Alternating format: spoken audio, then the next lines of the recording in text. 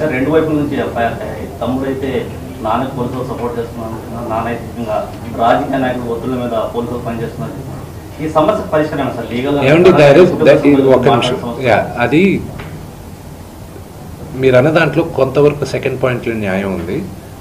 అది ఇప్పుడు బయట చెప్పుకోవట్లేదు, ఎందుకంటే అది పొలిటికల్గా ఒక అన్నెసెసరీ ఇది ఉంది. అది మెల్లగా మేము మాట్లాడుతున్నాం. ఫ్యామిలీ రిజాల్వ్ చేసుకోవాలి, family will resolve it. Vishnu గారు, మనోజ్లో ఈ మార్పు ఎప్పటి నుంచి వచ్చింది? ఒక అన్నగా ఇది కరెక్ట్ కాదు అని మీరు కుటుంబంలోని సమస్యను పరిష్కరించుకునే ప్రయత్నం ఏమైనా చేశారా, లేకపోతే మనోజ్ ఒంటరినే చేయాలనుకున్నారా? సారీ,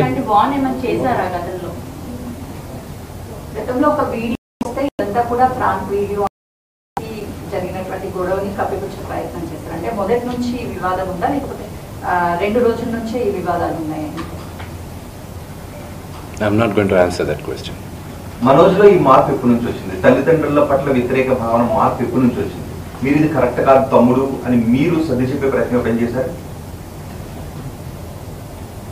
నేను మళ్ళా చెప్తున్నా, మా నాన్న చేసిన తప్పు ఏదైనా మమ్మల్ని విపరీతంగా ప్రేమించడం. మా నాన్న చేసిన ఒకే ఒక తప్పు అది, మా ముగ్గురిని విపరీతంగా ప్రేమించడం. నేను అదే అడుగుతున్నాను, మీ నాన్నగారు మిమ్మల్ని అంతగా ప్రేమించారు కదా, తమ్ముడు నాన్న ఇంత ప్రేమను చూపిస్తున్నాడు కదా, ఇది కరెక్ట్ కాదు అని మీరు మనోజ్ ఎప్పుడైనా మాట్లాడారు? I will not answer that question. ఇప్పుడు లక్ష్మిని ఎప్పుడైనా ట్రై చేసుకున్నారు మీరు, లక్ష్మి గారు మీరు అందరూ కలిసి కూర్చుని మనం ఒకటిగానే ఉందాం బయట? నా పద్ధతి వరకు నేను చెప్తానండి. మా అక్కకి నాకు భేదాభిప్రాయాలు ఉన్నా కూడా ఆ అమ్మాయి నన్ను నోటుకొచ్చినట్టు తిట్టినా కొట్టినా పడతాను. ఓకే, ఎందుకంటే నాకన్నా పెద్దది అక్క అన్న మాటకి. ఓకే, అది తనకి తెలుసు. ఆ వాల్యూ సిస్టంలో పెరిగిన వాడిని నేను, ఆ వాల్యూస్ నాకున్నాయి అంతే. సార్, నేను జరిగిన సంఘటన పట్ల ఇలా మీడియా సంఘాలన్నీ కూడా ఫిల్మ్ ఛాంబర్ దగ్గర ధర్నా చేస్తున్నారు. దీన్ని ప్రొటెక్ట్ చేస్తున్న పరిస్థితి ఉంది. ఇప్పుడు మీడియాకి మీరు ఏం చెప్తారు? అంటే మా చూసిన ముందర మొత్తం అన్ని సంఘాలు కూడా చూస్తున్నాయి. కొంత కోపంతో ఉన్న పరిస్థితి ఉంది. అంటే జరిగిపోయిన సంఘటన అది ఎవరికి కూడా మంచిది కాదు. కాబట్టి మీరేం చెప్తారు మీ నుంచి? మళ్ళీ నేను ముందు చెప్పేది ఏంటంటే, మీడియాకి నా ప్రేయర్ ఒకటే, అది జరిగింది ఉద్దేశపూర్వకంగా జరగలేదు. అది you should understand the situation first.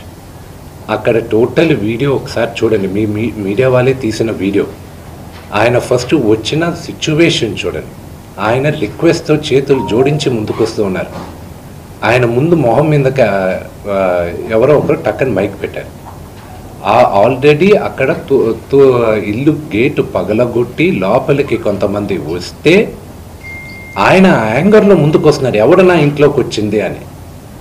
ఆ ఇంట్లోకి వచ్చినప్పుడు మీ ఇంట్లో కూడా I last the same question, మీ ఇంటికి కూడా మీ మీడియా వాళ్ళు దూసుకొని వస్తే యూ డోంట్ నో, ఒక 20 మంది 30 మంది బయట వాళ్ళు లాగా లోపలికి వచ్చి వాళ్ళతో సహా మీడియా వాళ్ళు వస్తే ఎవరు అనుకోవాలి? సో ఆ హీట్ ఆఫ్ ద మూమెంట్లో జరిగిన ఒక చిన్న అన్ఫార్చునేట్ ఇన్సిడెంట్ కానీ ఇన్ని సంవత్సరాల్లో ఎప్పుడైనా మీడియా పైకి ఏదైనా జరిగింది? ఇది 3వ తరం, మీరందరూ కూడా 3వ తరం, third generation of the 4th generation. మా ఫాదర్తో మీరందరూ తెలిసింది. ఎప్పుడైనా ఇలా జరిగిందా? కానీ ఎప్పుడూ మీడియా, ఎప్పుడు నేను చెప్తున్నా, నీ పుట్టి పెరిగింది ఫిల్మ్ ఇండస్ట్రీలో, ఎప్పుడూ జర్నలిజం ఆ 5-10% హద్దు మీరేది ఎప్పుడూ నేను చూడలేదండి. నేను పెరిగింది ఈ వాతావరణంలోనే. కానీ ఇట్స్ అన్ఫార్చునేట్, ఆ 5-10% is going out of control. But it's a very unfortunate incident to the entire media fraternity. It is unfortunate what happened. It is not directed at the media at all. ఎక్కడికి లేదు, వాళ్ళ